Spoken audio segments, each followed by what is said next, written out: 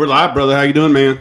Hey, pretty good, man. I know we were just on here Thursday. It seems like we're getting back in the groove of things. Wanted to get on here. Obviously, the 2022 class is finalized at this particular point, minus maybe a couple of transfers, if the right ones hit the transfer portal. So we kind of wanted to move into 23, the 23 class, kind of go over. Did a little history today. We'll get into that in a minute, but I want to go over probably the national, I guess, the offers that have gone out so far, which I believe there's 140 of those. Break those down a little bit based on some research that I did from the Steve Sarkisian era at Washington when he was with Washington Huskies. And then we'll break down, obviously, the top 50 high school football players according to 247 in the state of Texas. Yeah, so good win for the basketball team before we hop into football. Good win for the basketball team. I was actually watching the alumni baseball game, and I know Clint was too right before you hopped on here. But, yeah, this is going to be a little different for us. It's going to be pretty much an interactive show. We're going to pull up some screens, talk about some kids that we have watched film of, some that we haven't, just to kind of cover what we're looking at in the 23 class now that 22 is on campus, because we know we filled the trenches, the offensive and defensive line. What I will say is this group is strong with offensive linemen again. You also have the wide receiver position at the state of Texas looks really, really good. But without further ado, Clint, you want to talk about Steve Sarkisian's history and how he led the program or kind of recruited the program of Washington when he first got there. Yeah, so obviously his first full season of recruiting was in 2010. If anybody could guess the number up here of how many commitments he had in that 2010 class, it's about the same number as what we have in this class. So it seemed like he was probably trying to turn that roster over. At Washington had 33 commits in that class, and I'll kind of run down what he had because I think it's important to kind of, other than really offensive line, where he's said it multiple times. We're going to take 4 guys in a minimum, and that's probably going to be on the defensive line of the ball as well. On the defensive line as well, probably taking 4 guys. Obviously, with our move to the SEC, took 1 quarterback in that 2010 class. He had 2 running backs, 2 wide receivers, kind of the same where we're at right now. Brennan Thompson and an Isaiah Nair, and probably somewhere in Savion Red that's probably going to be able to be a what I would say a Keelan Robinson. I don't know if he has Keelan Robinson's speed, but play between running back and wide receiver. He took 6 offensive linemen. That number should ring a bell. I think he took 7 in this class. Took 6 defensive linemen. Took 7 defensive linemen in this class. He had one cornerback. He loved to recruit athletes, and most of his athletes, believe it or not, based on 247's composite and the way that they do these guys, they name some guys athletes because they don't know where they're going to play. Wind up actually being safeties. He took 1 tight end. He obviously loved fullbacks at that particular point. If you go back 10 years, fullback might have been used. He might have used him as an H-back. And then took 3 inside linebackers, something that is a need right now for us. And then 4 outside linebackers. And if you look at the outside linebackers that he decided to get this year, it almost matches, almost mirror to mirror what he was trying to do at Washington that first year with those 33 guys. Your thoughts on that, Jamie? Yeah, so exactly. A roster overhaul is what he did at Washington. Again, they were coming off a 0-win team when he got there. So yeah, he knew the guys that were on campus there at the University of Washington weren't gonna do him much good, or they hadn't done much good in the past. So he completely overhauled that roster with 33 commitments. So it's like you said, it's interesting when you talk about athletes. You brought in athletes. Generally, when you're talking athletes, you're talking about not really in the trenches. If you're an offensive lineman in high school, you're probably going to be an offensive lineman in college. Same thing with the defensive line. If you're a defensive lineman in high school, you're more than likely going to be a defensive lineman in college. Where you do see the athletes is, like you said, a wide receiver to a secondary, the defensive back. You may see a running back that also plays linebacker in high school that may flip back and forth. But most times it's going to be wide receiver to secondary and running back to linebacker and or edge is where you're going to see most position flips when you get to college. So how did he follow up that? Because it's interesting you say that, because 33 was the number then. If you count transfers, I think we're up to 34. How did he follow that class up the next year?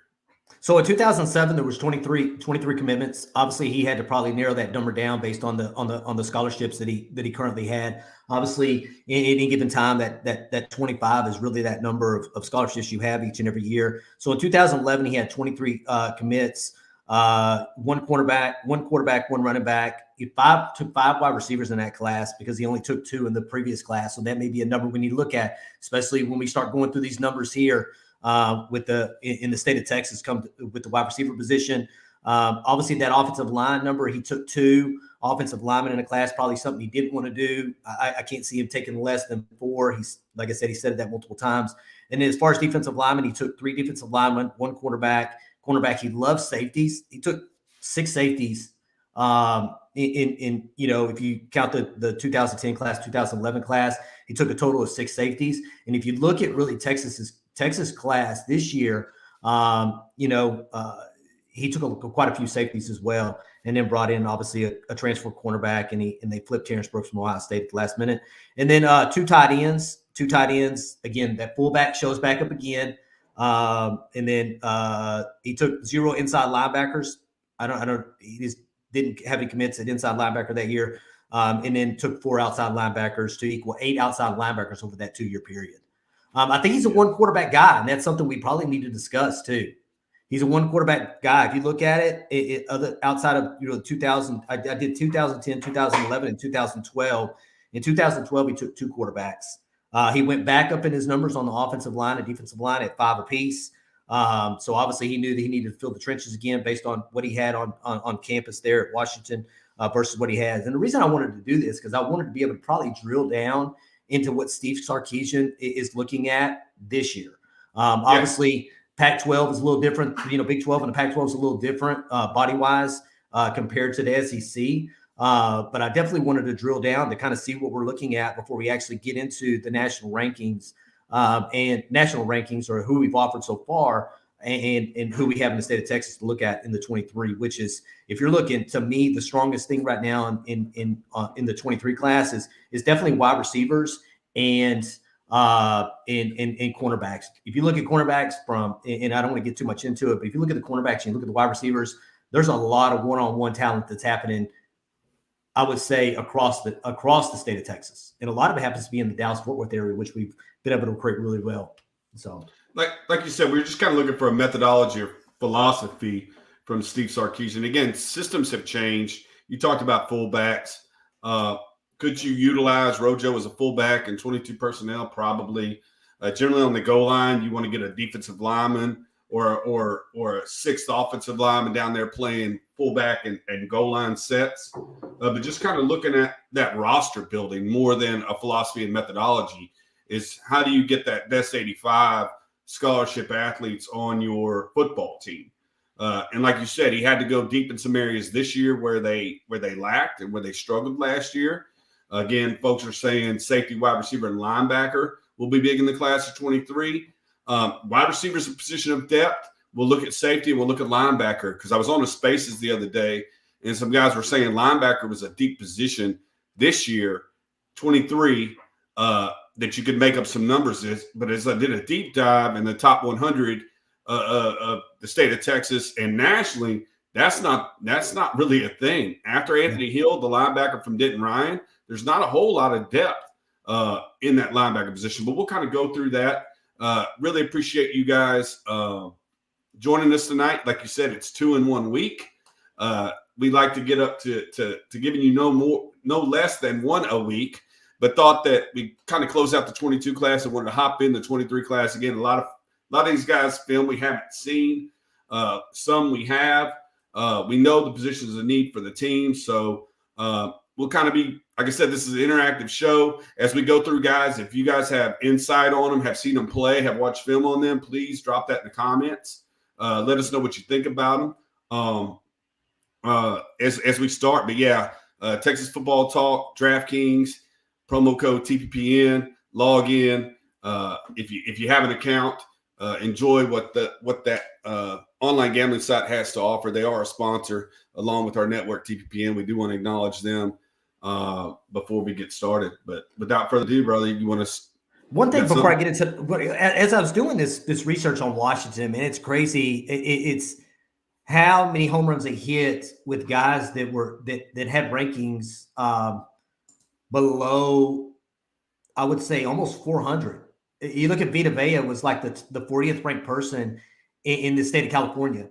So I don't know if it was luck of the draw, or if these guys just really seen these guys as players. They brought them in and they developed them. But one thing you notice from that 3-year span, if you go through and look at some of those guys, if they're not playing, if they're still not playing in the NFL, there were guys that made it to the NFL. Obviously, after a certain couple of years, if you're not making it there, you're going to get cut. But it's one thing to, over time, develop these guys. And there's a lot of NFL caliber guys that played in the NFL, or still playing in the NFL from those Washington classes, man. So that gives you some hope. And again, the way that, Pete Kwiatkowski's done over the last couple of years in the development from his defensive guys there at Washington as well. We're, I think, in a really good place, man. So like Jeremy said, further ado, we'll go ahead and pull up the national rankings. And obviously we're going to start with that guy right there, man, Arch Manning. Your thoughts on the quarterback position, Jeremy? Again, they've only offered 3 quarterbacks, none of which are in the state of Texas. I think somebody had a comment a little bit earlier about what's plan B without Arch, and I'll pop that up right quick. Who do you guys think is plan B if we miss on Arch? Right now, I don't know that I went back and I talked to Clint. I was wondering if Chris Sims and Vince Young were on campus at the same time, and it turns out they weren't. There was Chance Mock in there. It's kind of what would have been a filler. Major Applewhite was still on campus. But yeah, I don't know that they're looking. They haven't offered a quarterback right now inside of the state of Texas, number one. And Arch Manning seems to be that all-in guy they're really trying to grab and get him on the 40 acres. Now, I don't know what Arch's timeline is for a commitment. I don't know if he's one of these guys who wants to commit before his senior year in high school there at Isidore Newman in the New Orleans area. But I don't think they currently have a plan B. I think they're putting all their eggs in one basket, hoping that works out. Similar to the Cade Klubnik, Quinn Ewers, circumstance. When they were recruiting Quinn Ewers, they were all in on Quinn Ewers. They initially got a commitment. He then, decommitted, went to Ohio State. But I think early in October, the news was out that Quinn was looking to come back to Texas. That's why, and Cade was already committed to Clemson. But to answer your question, I don't know of a plan B thus far if the Arch Manning recruitment doesn't end up in Texas' favor. But again, it's early in the recruiting cycle. Again, 22 just ended. And if you're going to go all in on a guy and you have a 1.000 guy already on campus, Arch Manning isn't a bad solution. And from what I read today, it's four teams that still are 4 universities that still have a chance to get him.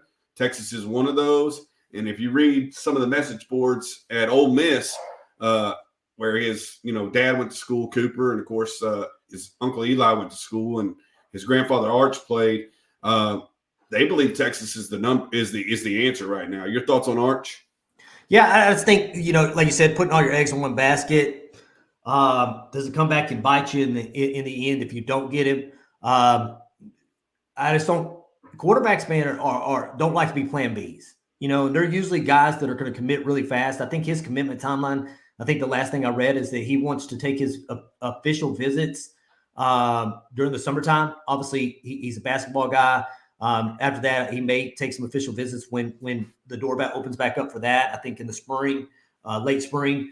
And then through the summertime, but I think he wants to make a commitment before his senior year in high school.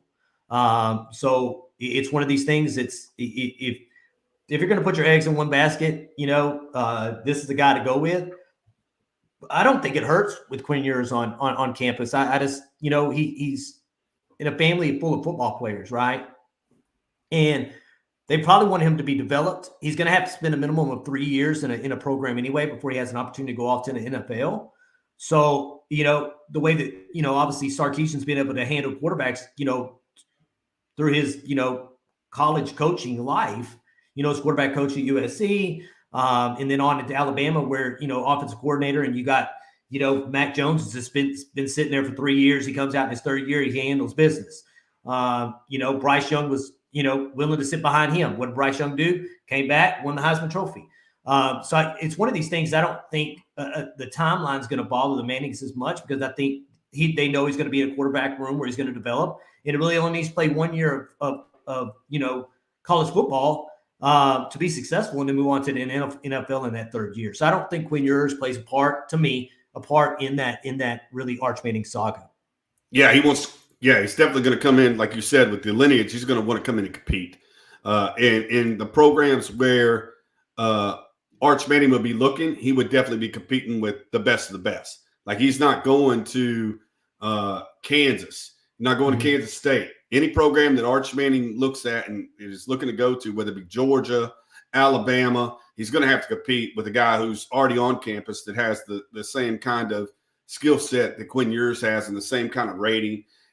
But different from those, you got guys who've already performed, like a Bryce Young, I don't think he's looking at Ohio State, but if he was, a CJ Stroud, if he was going to looking at Georgia, he'd be dealing with a guy like Brock Vandergriff, who's a young kid who's was a 9.96 or a 9.93. So anywhere he goes, the 4 schools he's looking to go to, the guys that are ahead of him are similar to Quinn Ewers. They're highly rated guys with a ton of arm talent who's going to have to compete with. So like you, I don't think it's really a deal. It's just if AJ Milwee and Steve Sarkisian could get him there, would love to have that problem. To have 2 guys that are, one's a 9.999 and one's a 1.000, looking to compete for that starting job. And again, you would have, that kind of Alabama stacking quarterbacks on top of quarterbacks who are good, who are learning from each other and grabbing experience from a Kyle Flood, who's the offensive coordinator, AJ Milwee, who's an excellent quarterback coach, and then of course Steve Sarkisian, who's proved that he can turn a 1-year guy into a pro, like you said with Mac Jones. I did want to go back to something that we talked about before, is the scholarship, and I know it has nothing to do with quarterbacks, and I'm not trying to say that, but the scholarship kicker, right? So you have a guy like,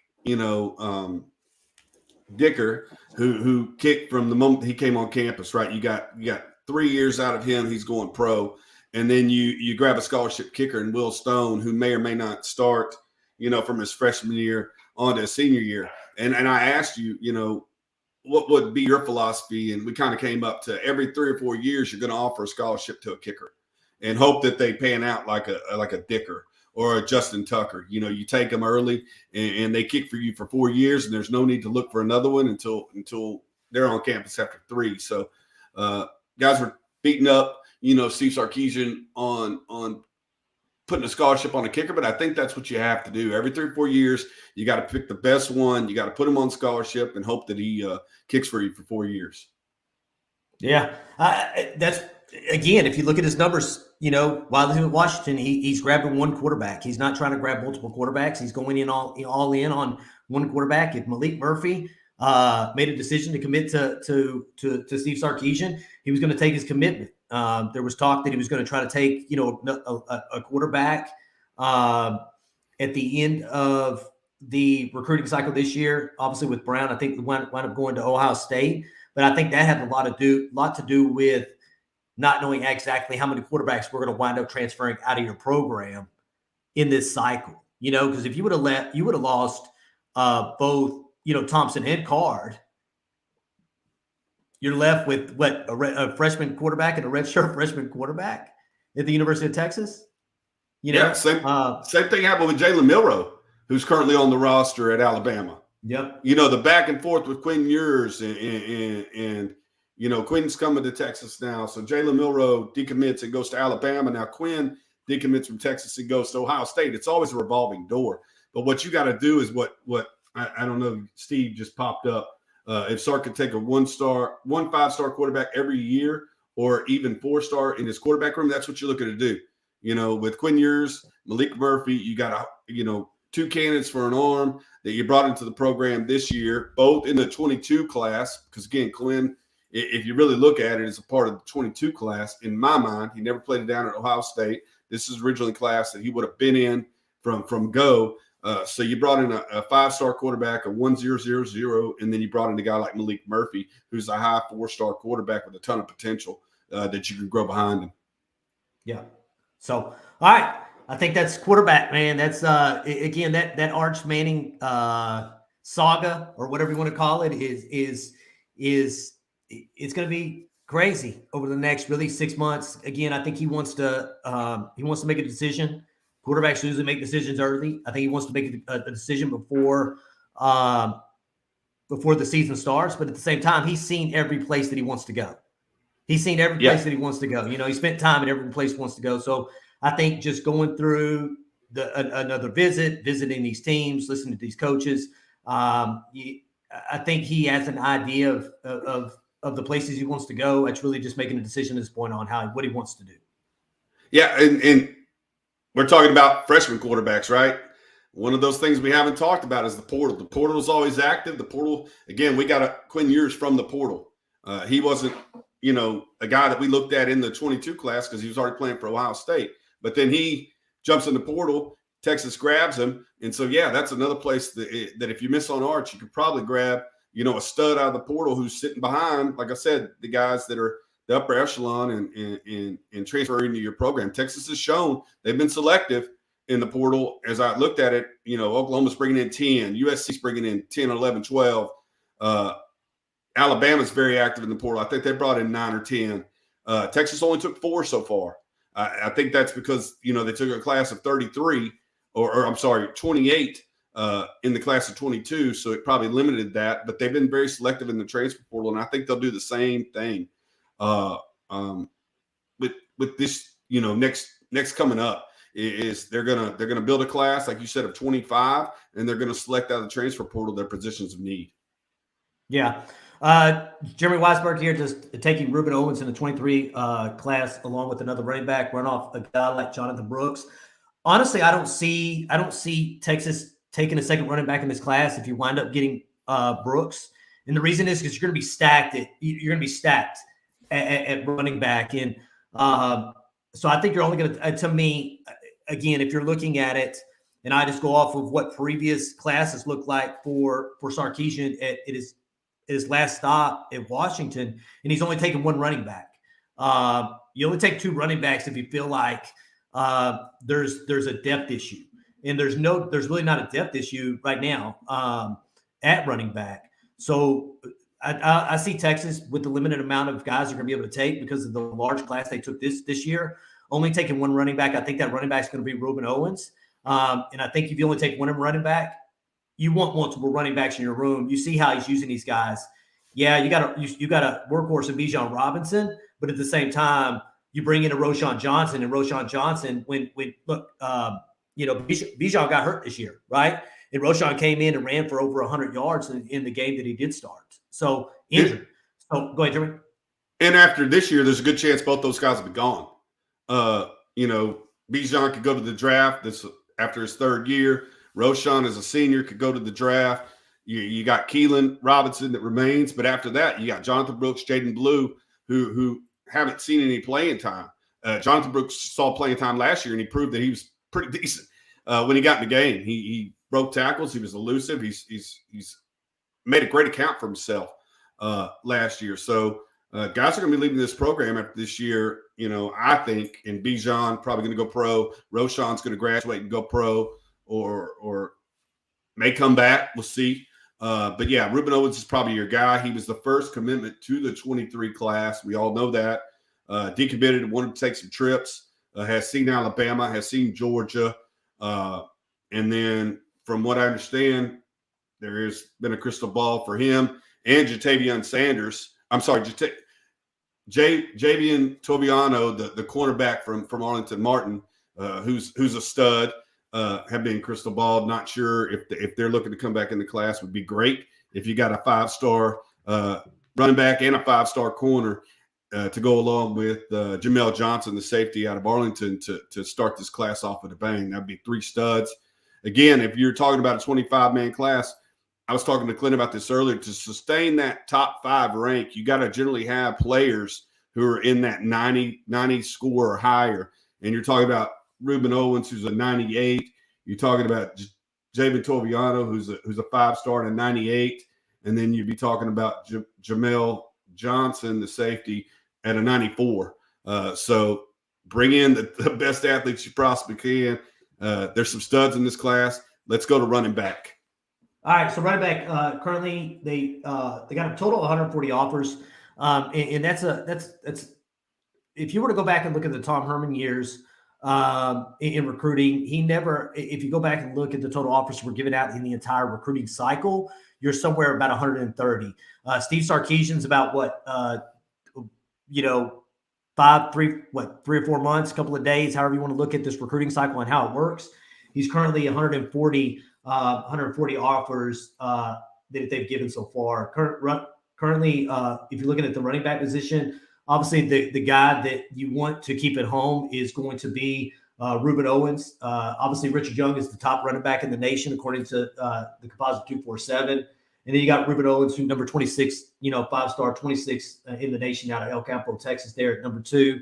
And then Justice Haynes, Cedric Baxter, Trajan Webb, there out of Florida. I know that's a name. I think he was actually looking at Oklahoma at one particular point. Mm-hmm. And then you got a guy, Trey Wisner, out of Waco, Texas, that has got an offer so far. In Simpkins out of Florida, and then Cameron Crook out of Stony Point, who they, I think, offered during the last, if I'm not mistaken, the last junior day. Junior day. So if you're looking at 8 guys, man, we may be looking at maybe looking at 2 running backs with 8 offers out there. Tashard Joyce, may come in there and say, hey, you know what? I need 2 running backs. He may already have relationships with guys. Like, I think, if I'm not mistaken, I think Simpkins is a guy that he liked at Georgia Tech, if I'm not mistaken, and he offered at Georgia Tech when he was there. So we'll kind of see where the cookie crumbles here. But we'll kind of see where this running back position goes. Yeah, Reuben Owens is definitely your number 1 choice. Again, they've offered the kid out of Florida, Richard Young, who's the number 1 running back in the country. But I think those 2 are pretty.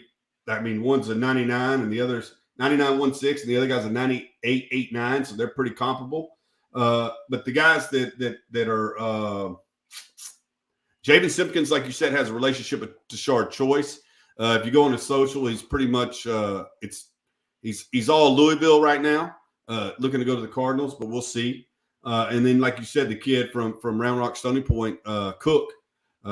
Who's currently unrated by the composite, but a guy they've probably seen at Stony Point High School right there at Round Rock, just north of Austin, of course. So they probably got a good idea of what he brings to the table. So if they brought in a second running back currently, I think a guy like Cook or Simpkins would probably be the guy that I would think they'd be looking at, that's probably got a good chance of coming. Yeah. Will Curlin here. Texas planning on taking 2 running backs this year. We plan on taking 2 running backs in the 2022 class.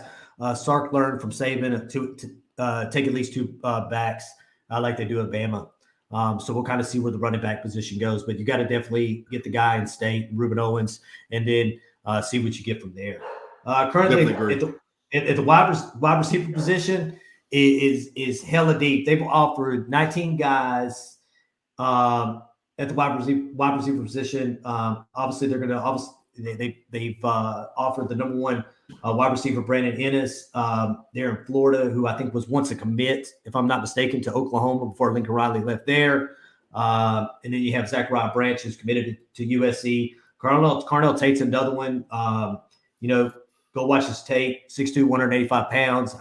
He's gonna be suited by everybody. But then you start getting into the Texas guys, and Jalen Hill out of Longview, Texas. Jonte Cook there from DeSoto in the DFW area. Petaway out of the Houston area. Go ahead, Jeremy. Yeah, before you go down any other guys, I just want to talk about the depth of wide receiver in the state of Texas. Yeah, go ahead, man. You have them up. You have them up right now. You had Jalen Hill, Jonte Cook, and Jaquez Petway. Cardell Tate's been on campus as well. Here, stop scrolling real quick. Yeah. Jonte Cook, Jaquez Petway, Braylon James, who's from Del Valle, and Jaden Greathouse, right? That's 4 guys right there that are 39, 41, 75, and 105 in the nation. So a lot of depth. All these guys have been on campus at one point or another. including Cook, Petway, James, and Greathouse. And I know Jalen Hill was on campus last year. But yeah, depth at the wide receiver position. You only took 2 this year, Savion Red and Brendan Thompson. So yeah, I think this will definitely be a class that we look at receiver and possibly get more than one, and more than one of those guys will probably be in the top 100 athletes in the country by the time we're all said and done. Yeah, I watched a video of I guess they had some 7-on-7 going up. I think maybe in the Dallas area, if I'm not mistaken. They had a 7-on-7 tournament today, and Petaway stopped on a dime, like literally stopped on a dime, and it took it to the house. So definitely me and Jeremy will get out here and watch them at 7-on-7 too. Definitely want to see some of these guys in person. Ashton Cozart. Yeah, Ashton Cozart was a guy that played on Offerville with Jonte Cook and Evan Stewart when we got a chance to see them last spring. Out of that group, Jonte Cook was definitely the go-to guy for Offerville. Again, he comes out of our alma mater. We've been watching him play since his sophomore year. Guy puts his hands on, he locks it up. Has really good speed. But again, I would say his hands are probably his best attribute. Like if it's in his area code, he's going to come down with it. And 9 times out of 10, it's going to be for a play over 20, 30 yards at the least. Jonte Cook's a playmaker. Again, folks are talking about Jaden Greathouse possibly playing tight end. In the film that I've seen, I love him playing outside. Again, you see 247 currently has him at 6'2", 205 pounds. If he was to play tight end, he'd have to put on weight. But again, Austin Westlake has been good to Texas recently. You know, Connor Robertson coming, Ethan Burke coming. They have also offered a kid that was, Colton Bosick, who was on the other side of Ethan Burke as bookends as far as defensive ends. But yeah, tracking Ashton Cozart went to Oklahoma. But again, watched him play alongside Jonte Cook. Jonte Cook's definitely the better receiver. All right.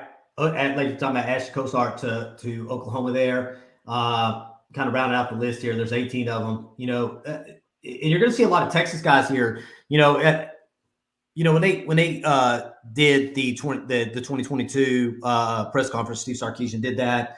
One of the reporters asked him, how many guys, are you trying to take, from Texas in any recruiting class? And he said, well, if I got to sign 25 guys, 20 of those guys are going to come from Texas because we don't wear United States across our chest. We wear Texas across our chest. So if you got talent in the state of Texas, that is where Steve Sarkisian is trying to start first. If he doesn't get the guys that he wants to in the state of Texas, then you kind of move outside of the boundaries there. Do I think he still has good relationships in California? Absolutely. Do I think we're going to continue to get guys from California to Texas? Absolutely. And the West Coast has been really good to Texas, over the last couple of classes. Arizona with Bijan Robinson, Larry Turner Gooden this year in California. Malik Ogbo. So you covered the whole Southeast with guys like Justice Bingley, who came from Alabama, Aaron Bryan, who came from Mississippi, Jamon Tapper, who came from Louisiana. So you are canvassing the United States, but at the same time you're trying to lock down the state of Texas with these top 100 athletes that you have that are in the nation. I want to talk about Williams' thoughts on, and that's what we asked for. If you could see these guys play, let us know. I saw Jaquez Petway, I'm eventually going to get his name out, in pads last season, and he moves like he isn't wearing pads. Won't be surprised if he runs a 10-2 or below this track season. Again, that's how I would describe Jonte. Jonte is trained by Margin Hooks, who also has Isaiah Nair, who also had Marvin Mims. So Margin Hooks is one of those trainers in the Dallas-Fort Worth area who teaches a lot of hip drills, like teaches a lot of quick cuts, puts cones down within 2 or 3 yards of each other, hit this one, hit that one, hit this one, and throws a tennis ball after you made like 9 or 10 cuts. So these guys are excellent route runners, and I would describe Jonte as the same as Williams kind of described Jaquez Petway. He gets out of cuts really, really easy, runs like he's not wearing pads, and when he gets his hand on the ball, he makes the catch. And Steve, Clint already covered this last year. He sat down with Jonte on the bench and talked to him for about 20, 30 minutes, definitely with Angling, Texas, the whole time these guys were – him and Clint were talking. So, yeah, we've already tried to work him. Feel really good about him. But again, he's sought after by every team in the country. You know, he's visited Alabama, he's visited Georgia, he's visited A&M, he's visited Texas. Yeah, we try to put in a good word for the University of Texas too, Jonte. I know Clint was trying to work him over, but we'll see how it pans out. Yeah, I think he got his 40th offer today from the University of Colorado. I think he said it was his 40th offer. Yeah, talking to California, Xavier Worthy's from Fresno. Yeah. So that's a pretty successful get out of the state of California, if you ask me. Yeah. Moving on to tight ends. Obviously, you just got Jaleel Billingsley to come in as a transfer from Alabama. You got your 5-star Jatavian Sanders sitting there. You got really 3 young tight ends there on campus. Jaleel Billingsley, or I think 4. Yeah, I would say who's our tight end out of Arizona? Been so injured over the last. Braden Liebrock. Braden Liebrock, they hadn't played really at all. So not sure where he is as far as redshirt injury, redshirt goes. But again, they were only going to take a tight end in this class if they could get the tight end they wanted. They wound up not getting the tight end they wanted, so they decided to go in the transfer portal and get Jaleel Billingsley out of there. So I think you wind up in the same situation here. You only go get a tight end that you really, really, really want, and if you can't get them, you almost let the tight end position fall away again. Your thoughts on that? Yeah, if you will, scroll down to the last 2. Lafayette Kway, he was a kid they had in for junior day out of Arlington Sam Houston. And then Will Randall. Don't believe in package deals. You've seen Arch with Ruben and Jonte throwing up the horns in that classic picture. Will Randall might be one of those guys that may be a package deal with Arch Manning. Generally, those things don't work out. Supposedly last year, Bryce Anderson and Jalen Gilbo were a package deal. Wherever one went, the other one's going to go. You see how that ended up. One went to A&M, one went to Texas. So very rarely do you see those package deals work out. But definitely know they offered Lafayette in this last junior day. And Will Randall, again, plays at the same high school as Arch Manning. If you got to bring Will on to get Arch, I think you do that as well. Yeah, I've actually watched a little film on Lafayette there. Again, smooth striding guy, man, tall, will fit the bill of what they're looking for. Someone that obviously has got size, they can block well, but at the same time be an athletic tight end receiver. What they're looking for in Jaleel Billingsley. And I think they have the guys on campus currently right now. I think it's just a growth thing. It's a development thing. A lot of these guys aren't playing actual tight end when they come out of high school, not having to block the way they are, not having to run routes the way they are. And I think it's really development, it's growth. And I think that if I'm not mistaken, I think Banks is all in on this guy, man. So if they can grab him, they're going to grab him. Will Curlin's saying this guy runs track and will rise to a high 4-star after the camp circuit. They got in on one early. And that's what you're noticing with a lot of these guys in the 23 and 24 class is they're offering them early. You know what I'm saying? Mm-hmm. In building those relationships, you got to think about it. They just pulled 30 guys and they probably only had a short amount of relationships with other than the ones they were already recruiting to their schools, right? To their schools that they came from. So now they're building these relationships over multiple years with these 23 and 24 guys. And I think that's going to go a long way in the future. Yeah. And I think that's their philosophy. Again, they throw a lot of offers out there. And we kind of saw this year with the young man, Champ Lewis, is they throw offers out there and it becomes a numbers game at the end. I listened to IT talk about how Larry Turner Gooden might not have been a take after they had solidified Terrence Brooks in the secondary. That didn't end up happening. Larry Turner Gooden ended up signing. This was a while back. Larry Turner Gooden ended up signing with UT, but they thought he might be a casualty of who you're getting late. If you're going to get a stud like Terrence Brooks, then what does that do to Champ Lewis? So they're throwing these offers out there. If you grab one, you better keep playing ball, because if you start falling down that list of the 23rd best player, 24th best player, 25th best player in the class, then, you may find yourself asked a gray shirt, or you may have to go somewhere else. So that seems to be the philosophy, is get these guys on campus, get them committed, and, create those relationships. But as 23, 24, 25, or in this case, last year, 27, 28, 29, you may find yourself not being a part of the class. But they do. They show interest early. They create relationships early. They get them to campus more than once, and then try to build a class like that. He said guilt is a motivator, and that's true, man. You build relationships with people. It's harder to tell them no when it's time to tell them no, which is a real thing. That it is a hell of a motivator there. Lafayette there runs 110 and 300 hurdles. Thanks, man. Appreciate you, William, for give us the insight on him as well. All right, moving on to offensive tackles. Obviously, go ahead, Jeremy.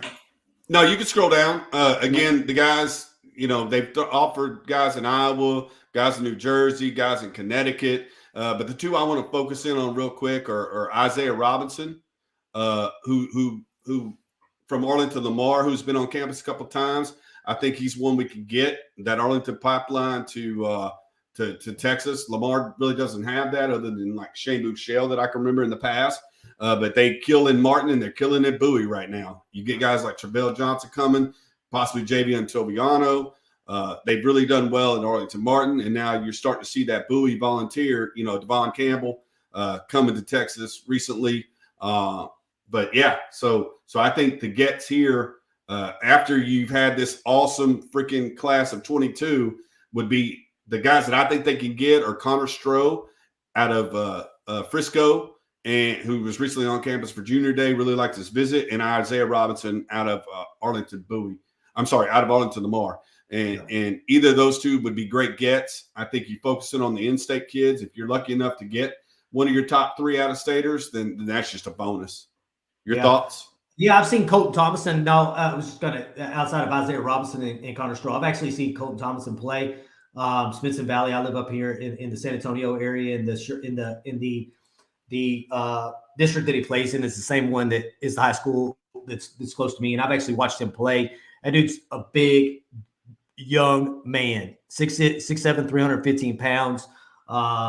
You would hope that you can sway him away from Texas A&M. I think Smithson Valley, San Antonio area is kind of keyed in on Texas A&M, so I don't think that's going to happen. But I've seen that young man play, and he's definitely a violent football player and a huge dude. But yeah, Connor Stroh's been on campus quite a bit. I think he's taken a couple of visits elsewhere other than Texas. But it's really not. If you look at the state of Texas and you're looking at offensive linemen this year, there's not a lot of them outside of when you're talking about inside and outside offensive tackle and inside offensive linemen. So go ahead, Jeremy.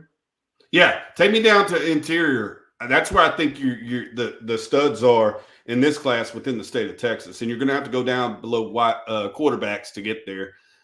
This is a little wacky. Generally, okay, so right here, Harris Sewell, the kid out of Odessa Permian, absolute stud. Been on campus for the last 2 years. Texas has had their eye on him since he was a sophomore. A stud. TJ Shanahan, the kid who originally was from Florida, actually transferred into Westlake and was part of that juggernaut last year. So those are 2 interior linemen I think you really got a good shot to get. All 4 of the top 4 in this group right here have all been on campus. Marcus Steele, they hosted him. Jaden Chapman, they hosted him. He's around my neck of the woods. He plays at Clean Harker Heights.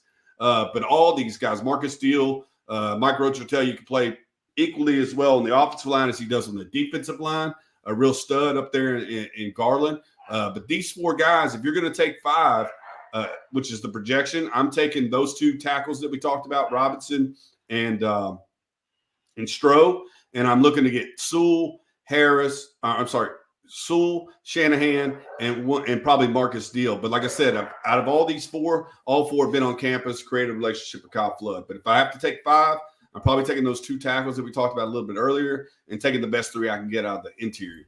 Yeah, when I'm talking about ideal, you can take the bodies, right? You can take the bodies, but when you're looking at offensive line in the previous class versus this class, big difference. When you're talking about obviously ability and rankings and all this other stuff, you had probably one of the 2 of the best offensive linemen, 3 Cam Dewberry, and the list goes on and on and on in the state of Texas this year in the 2022 class.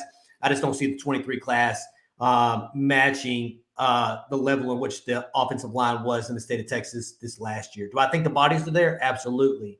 But you may have to go out if you're looking for one of those hey, 5-star guys outside of the state of Texas, you may have to go look elsewhere to find one of them. But you definitely have the bodies here in the state of Texas. It's which ones do you want to grab, or do you want to go outside of the state of Texas to grab, someone outside of these guys here? Yeah, and it looks like they're offering an interior all Texas guys. Like they haven't thrown an offer, if this is accurate. It doesn't look like they've thrown an offer to an interior offensive lineman outside of the state of Texas. Now, they've offered a couple of tackles that we talked about earlier outside the state. Their top 3 offers are all outside the state. But again, if you get down to a guy like to Connor Stroh and that's what you're left with, that's a hell of an opportunity.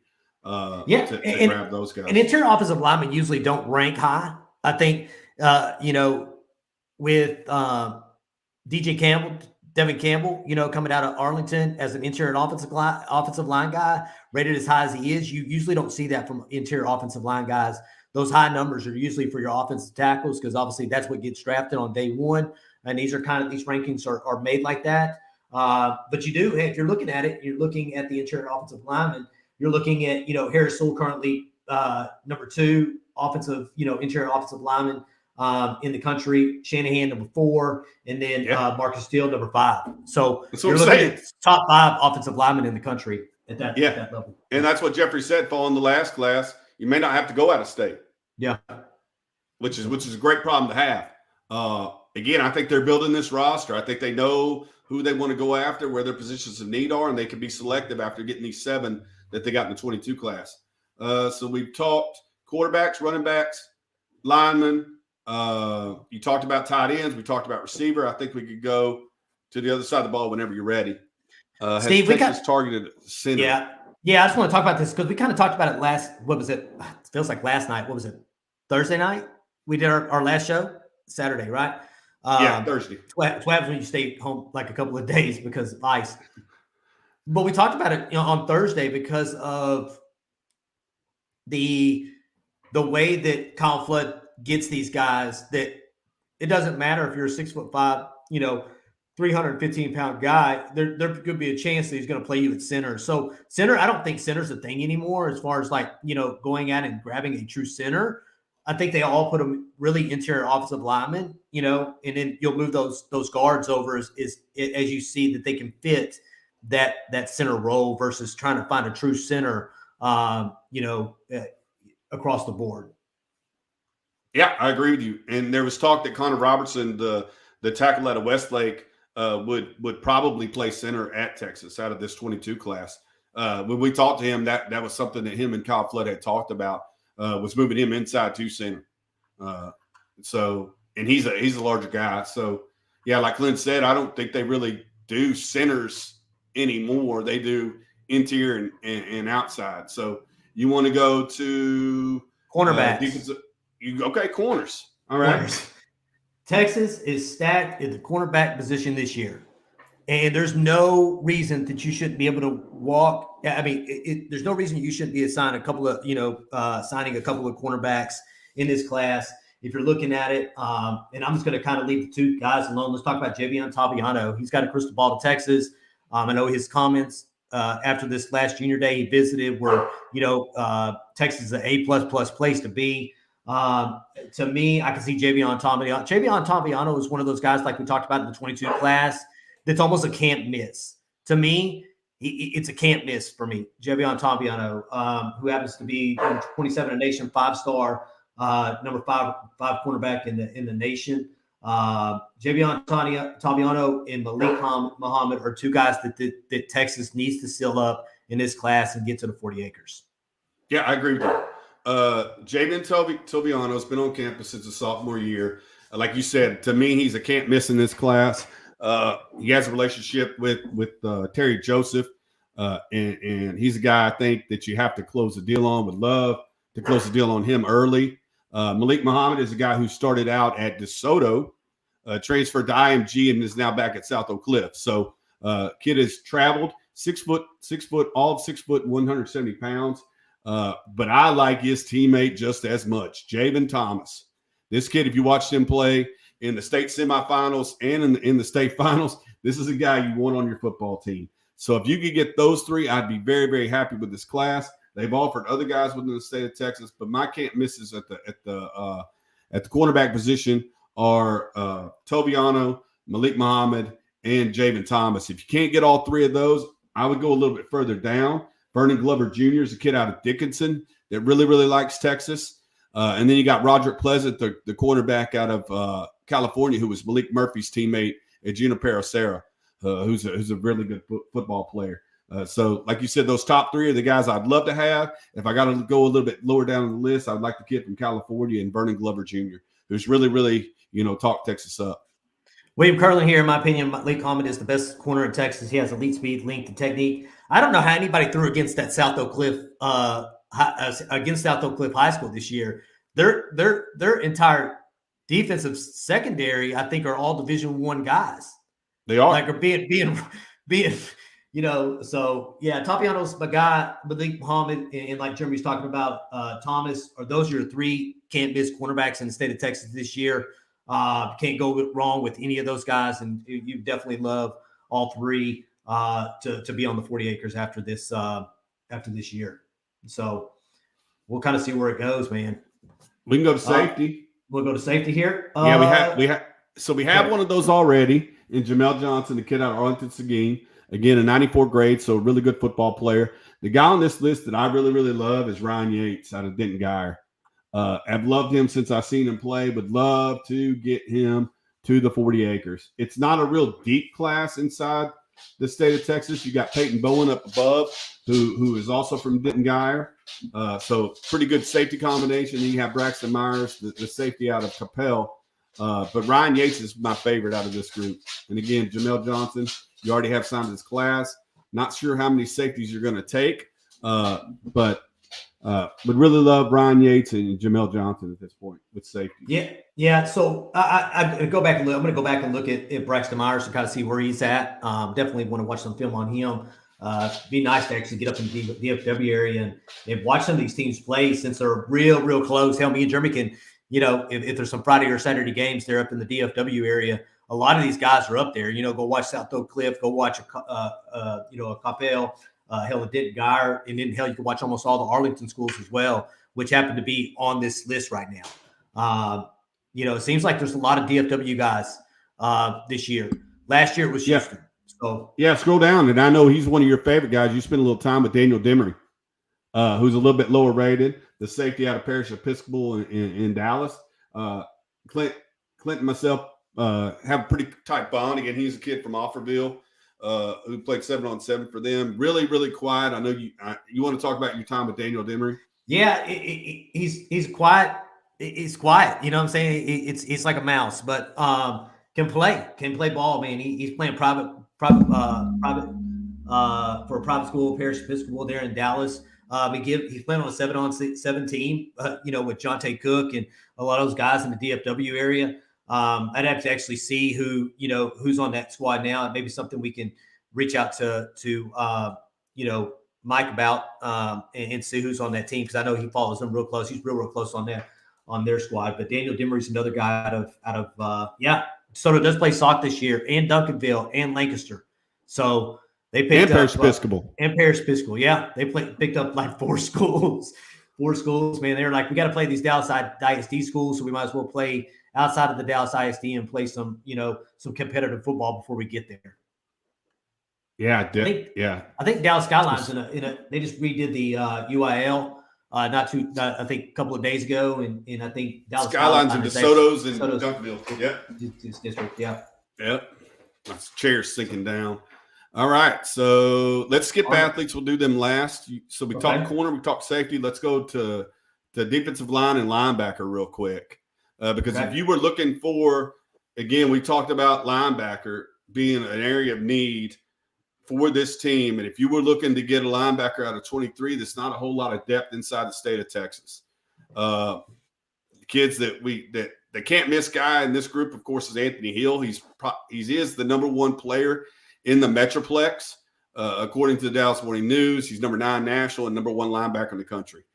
So after him, there's a couple of linebackers outside that I know of that they've offered from the state of Hawaii, Leona Lefau And then there's another one I know they've offered as well. But yeah, if you're looking for linebacker depth in the 2022 class, there's not a whole lot here, according to 247.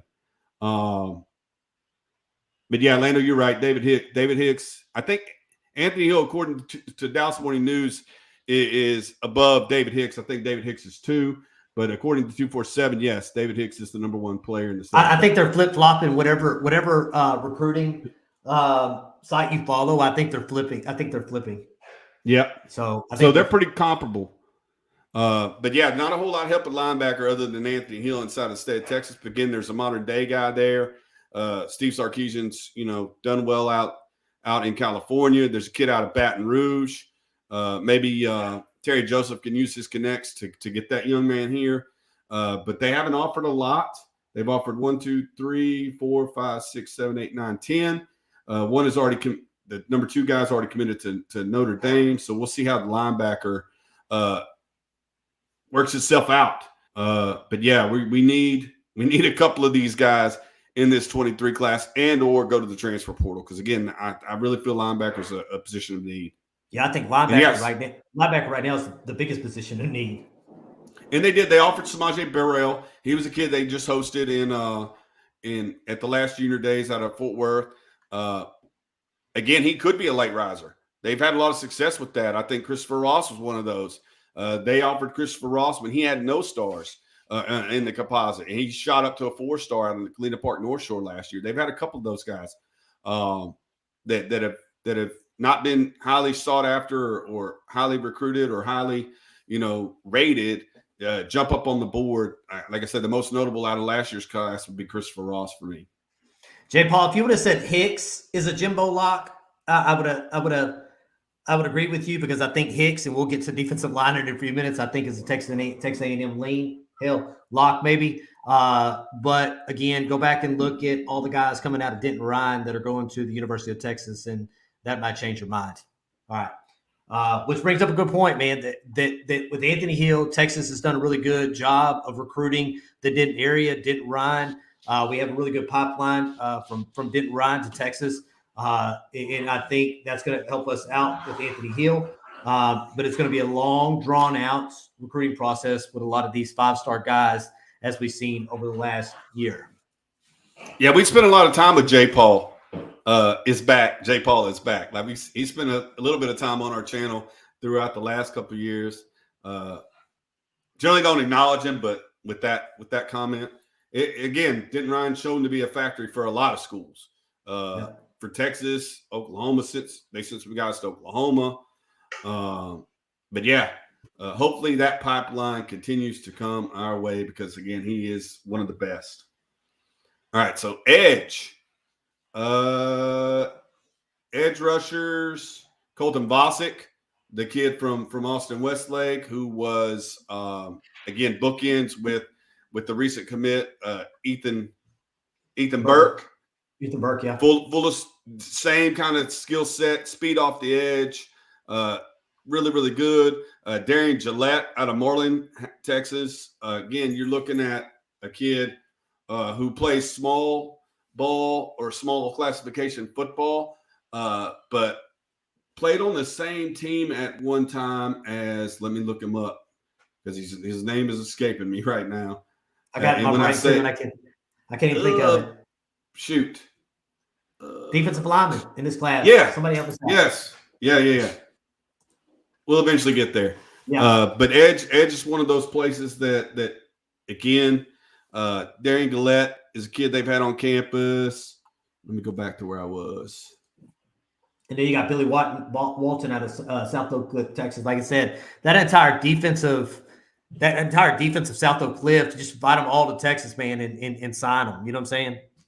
Thank you, Jeremy. That's exactly who I was thinking about, Dre Bledsoe. But yeah, him and Darian Gillette, and they established a relationship with this kid pretty early too. He's been on campus a couple times. And yeah, Vosick is a legacy. So yeah, Colton Vosick, I would expect to give a good hard look to Texas. Carson Dean's a guy we've had on campus recently during the junior day out of Carrollton, Hebron. But yeah, defensive line is one that we really addressed this year. Not so sure how many defensive linemen edge they're going to pick next year. Walton was also at junior day. So, yeah, they're throwing out a lot of offers to the edge rushers, throwing out a lot of offers to defensive linemen again this year. So you want to go to D-line. Again, David Hicks is the guy we've been talking about. Yeah, his daddy was a pro. His dad coaches at Allen. Moved from Houston to Allen. Yeah, the number one player in the state, according to 247 Composite, and the number 4 national ranked player. Leaned toward Texas A&M, but again, he's been on campus. He's visited a couple times. Maybe with a good season. This is probably one of those guys that you're going to have to show him before he commits. You're going to show him that you're getting a little better. Jordan Renaud, the kid out of Tyler Legacy, I know has been on campus a couple times. Avion Carter. Avion Carter is probably a Texas lean, from what we understand. And then Anthony James is definitely a guy out of Wiley that's already gone to or committed to A&M. And then Ashton Porter. Ashton Porter's been on campus so much over the last couple of years with the state of Texas. I think he's definitely a Texas lean, somebody that we communicate with pretty regularly on Twitter, DMs. I feel like Texas will close the deal on him pretty soon, depending upon his timeline. But I think he's kid who's definitely leaning Texas out of Cy Ranch. Mark's saying that Jeremy's saying Ashton Porter's already committed. Mark Leopard's saying that he's silent commit. He's a silent commit. Yep. So, guy we feel pretty good about. A guy they just offered yesterday, this monster, Samu Ta'a Pepe, is 6'3", 380 pounds. So if you're looking for a run stuffer, trash can full of dirt, somebody that's going to have to take a double team, Samu's your guy. You're not blocking him with the center or guard. It's gonna take both. Atascocita, has produced football players recently. Some have come to Texas, some have not. Cam Dewberry didn't. Kenyon Green didn't, but Sam Cosby did. So yeah, just a trash can full of dirt. 6'3", 380 pounds. Yeah, absolutely. He is a huge dude, man. Said he had 0 offers this year. Texas again, get in here early with these guys, man. Get in there early, create these relationships. People realize that, you're the first one to offer them, and they're not going to forget it. You know what I'm saying? So yeah, 380 pounds, man. Yeah, that's a. Mark Levitt said, "How would you like to feed that guy?" Hell, the cafeteria in Texas, they're good for 3 meals a day, and I think it's all you can eat. And you got a guy like that. I'm going to try to get an NIL deal for some place down in Austin, whether it's a barbecue joint or something. So I think we've talked everything but athletes, right? Yeah, athletes. We're here. And Dalton Brooks is the guy who's a legacy. Again, that's Jonathan Brooks's cousin. Plays on that Shiner team along with his brother Doug. Outstanding athlete. I think he's probably going to play safety at the next level. But he's been on campus quite a few times. Again, family member already plays for Texas. So we'll see how that shakes out. Harrison Pilot. Yep, been on campus a couple of times. Plays down here at Temple in the Central Texas region. A guy that, again, I think he was at OU a couple of weeks ago. So he's a guy you're going to have to contend with the top. He's a top 100 player at 101. Number 9 athlete in all of 247 Composite. Number 18 guy in the state. But yeah, good football player. Jack all trades. I think they line him up at receiver. That's why he's labeled as an athlete. He's a quarterback. Like to get the ball in his hands. Interested to see where he'll end up. You want to scroll down a little bit, Clint? Yeah, got Ryan Niblett out of Aldi. Yeah, Ryan Niblett. Yep. I think he left Texas out of his top 5. He recently dropped a top 5 list, top 6 list, and Texas wasn't in it. So I don't know if we can get back in that race. But just, small town kid, Anthony White out of Abernathy was a recent offer to Texas. But yeah, just a ton of, 140 offers currently. They're throwing them out there. Again, Jamel Johnson is the only committed player in the 23 class currently. But definitely just want to come on here tonight, talk about Steve Sarkeesian's philosophy, talk about his, record as far as draft classes for Washington when he was there. Again, he came in there and he basically removed a whole lot of folks. The reason why he did that was basically to overhaul that roster, kind of like what he's done with Texas. He had 33 then. I think we have 32. But, yeah, we'll just scroll down real quick and look at the top 100 in the state. Again, Reuben Owens and Jamian Toviano are 3-4. David Hicks, again, probably heavy Alabama lean, but, Jalen Hill, Jonte Cook. The receivers, it's a very top-heavy class in the state of Texas. Jalen Hill, Jonte Cook, Jaquez Petway. Then you get into the corners, Malik Muhammad, athlete, and Dalton Brooks, and so on. But yeah, very top heavy with receivers this year in the state of Texas. Again, that's that stud at Odessa Permian Harris Sewell that I would love to have. Braylon James, the wide receiver out of Devalier, close. Avion Carter, who's been. So you guys get the idea of what Texas is looking at. You got an idea of what the top 100 in the state. Again, another wide receiver, Jaden Greathouse. But Texas is throwing out a lot of offers to all these kids. Ryan Yates, my guy out of Denton Geyer. But I'll stop listing off names. Any comments, any inside intel on guys that we haven't named that you guys have seen and or have seen tape on or seen live that you think Texas could utilize? PK is thinking Samu is a Vita Vea. Again, 380 pounds is a whole lot of human.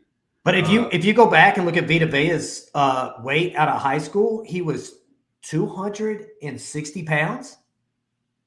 260 pounds when he out of high school when he got to Washington. That's I was almost in awe. But he was the number 40 ranked recruit in California in that same year. So I don't think it's the same guy. You don't have to put the weight on him. He can come in and beat Vita Vea's size, but that's definitely somebody that's definitely a big name to lead up to. So got a little correction on the way I said Del Valle. Yeah, now that you mentioned that, Jeremy, I have heard it as Del Valle. Del Valle is the correct pronunciation. Appreciate you for that. Yeah, that's a lot easier to say than Del Valle anyway. So yeah, Del Valle produces Del Valle. receivers, man. Caleb Burton was from there. Again, Braylon James. So yeah, would like to get Braylon James. We missed out on Caleb Burton. I thought him and Quinn Ewers were a package deal at one time when Quinn and him went to Ohio State and then Quinn came back home. So one thing that I wanted to go through, obviously Kyle Float was one of the top recruiters this in the nation over this recruiting cycle. I know we had a couple other guys that were up there as well that finished pretty good in the Big 12. But when you're looking at this year, we obviously got to look at Choate is one, right? Coach Choate would be one guy to look at. Obviously, Brendan Marion and Deshaun Choice are the three that we're going to have to look at this year and how they handle these recruits. And like we talked about on Thursday, the energy that those two bring. I know he had already met with a couple of these guys, to include Braylon James, there in Austin. So creating these relationships early, being energetic. I think he put out a tweet, yesterday talking about Brendan Marion, specifically about I don't want you if your end game is NIL. I want you if your end game's the NFL. And he put that on a tweet. A lot of coaches came back and said absolutely 100%. He's like, I'm not training you to get NIL money. I'm training you to get that bag after these 3-4 years you spent with me learning to these routes. So he's definitely involved on Twitter. He's energetic. We've missed on way too many wide receivers over the last couple of years with Andre Coleman. So we'll kind of see how Deshaun Choice works itself out.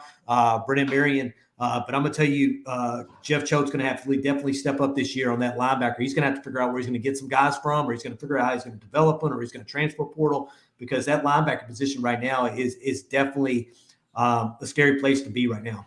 Yep, greatest position of need. Yep. And Steve Sarkeesian shown, like, with replacing Andre Coleman with Brendan Marion. If you're not producing, again, like you said, it's a threefold with Steve Sarkeesian. Got to be a good staff guy, got to be a good technician, and you got to be a good recruiter. And if you're not, teaching these guys, on the practice field where they're producing during the game, and you're not bringing the guys in that we need to at your position to excel, then you'll find yourself unemployed. So yeah, I would agree. The problem is that Choate, like I said, with the current linebacker, position that we have on the football team and the current offers that we have, a guy like Anthony Hill could change things. But there's not a whole lot of depth in the state of Texas at linebacker to bail Jeff Choate out. So he's going to have to go outside of the state if he can't close on Hill in order to or transfer portal in order to make this position of need no longer a position of need. Yeah. All right, man. We covered a lot tonight with this 23 class, and as it kind of unfolds, and we start getting, commits, me and Jeremy will start doing our commitment videos again, and we'll get on here. One of the things, this recruiting is the lifeblood of any program, college football program. So it's one of those things that we're going to try to stay on top of. I was looking at the spring dates tonight. It looks like they're going to have a 6:00 game this year, spring game, which is going to be a night spring game, which I think is pretty cool. And then I think 14 days or so leading up to that spring game, which is in April, I think April 23rd, if I'm not mistaken, somewhere around there. They'll start spring ball. So we'll kind of get really in depth in what we think the two deep's going to, or honestly, what the first 11 are going to look like on the offensive and defensive side of the ball going into the spring, and then what it may look like when it comes out of the spring going into the fall. So it's going to go quick, fast, in a hurry. Before you know it, we'll be back at back to September 2nd in football season again. And then all of a sudden, year-round deal now. We're playing Alabama at DKR on September 9th. So it's going to come quick, fast, in a hurry, and we'll. So hey, stay in touch, stay tuned in. Please hit that like button if you have not hit that like button. If you have not subscribed to our channel, we definitely appreciate it. Hit that notification bell, because Jeremy called me last night and said, hey, do you want to do a show tomorrow? So no telling we're going to do shows, but please keep that notification bell on, just so you know when we're going to come on live. We definitely appreciate it. You can find us on Facebook at Texas Football Talk. You can find us on Twitter at Texas Football Talk, and you can find us on Facebook at Texas Football Talk, on Instagram at Texas Football Talk, and on Twitter at TX Football Talk. Thank you for listening as always, and y'all have a wonderful rest of your weekend, and hook 'em. Hook 'em.